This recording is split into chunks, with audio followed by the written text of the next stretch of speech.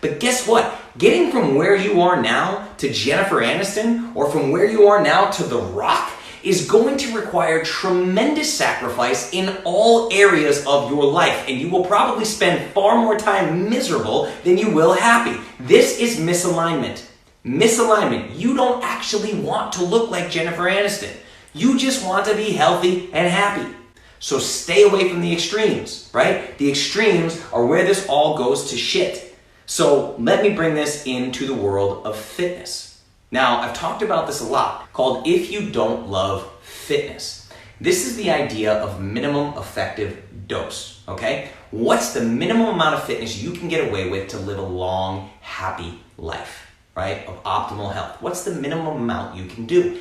In my opinion, this is what 99% of people should be adopting, okay? Most of you don't love the gym. I know there are 3 of you watching that love the gym, okay? We get it, I know. Most people don't love the gym. Let's just be honest about it. Most people don't want to live in the gym, okay? So these people who don't love the gym should not be adopting a crazy 5-day-per-week workout routines. They shouldn't be trying to PR deadlifts and snatches and back squats and blah, blah, blah, blah, blah. Very, very few people can sustain that level of output over the long term, and even fewer can sustain it without injury. Ask me how I know. I have been tremendously injured most of my athletic career, okay? The goals constantly get harder and harder and harder. You start stacking fitness and physique goals on top of each other. Again, setting yourself up for inevitable failure. People go in like, I want to get in better shape. And now 8 months later, you're trying to snatch you're trying to break PRs on Olympic lifts. What are you doing, right? So you're setting yourself up for inevitable failure. Trust me, I work with professional athletes, which means I know what it takes to be truly elite.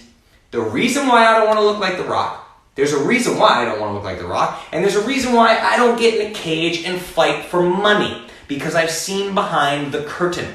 I know what it takes to be elite. And I am not interested, not even a little bit. I would actually argue that my life is way better than that of the elites who are slaves to their physique or their physical performance. If the body goes away, the checks stop coming in.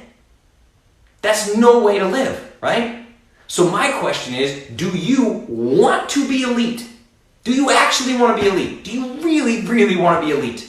Let's think about it, right? Let's say you're a husband or a wife, you got 3 kids and a full-time job. Does it make sense to lose an additional 90 to 120 minutes of your day to the CrossFit gym 5 days per week? Or does it make sense to buy a kettlebell and swing it in your garage for 20 minutes?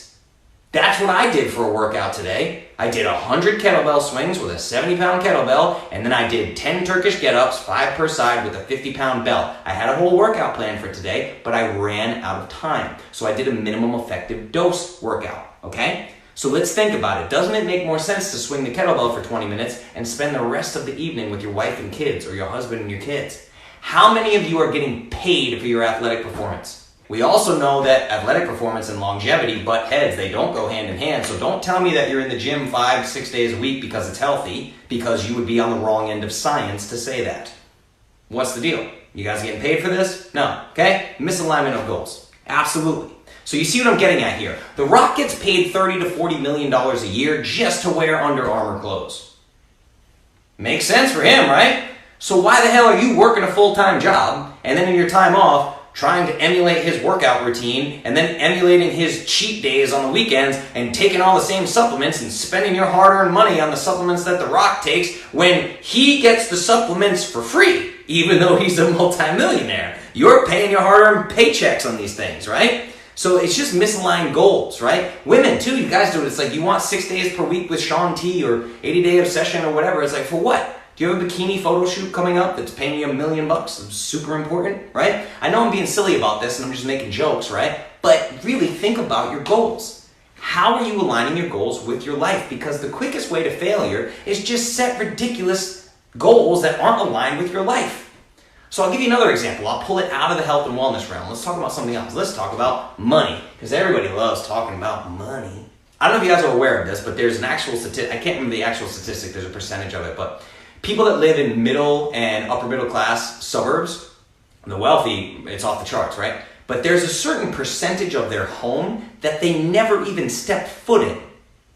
I mean, people have entire rooms in their house that they haven't stepped foot in over a year. Just a tremendous amount of square footage that they don't use. So, but at some point, that big giant house was the goal, you see? And all they had to do to get that goal was take out a shitload of debt. Now again, we're mostly talking about nutrition and fitness, but just look at the parallels. Look at how this lines up, and I'm going to spell it all out for you at the end of this, right? Look at how this lines up. All they had to do to achieve that goal was put themselves in a shitload of debt. And with debt comes misery.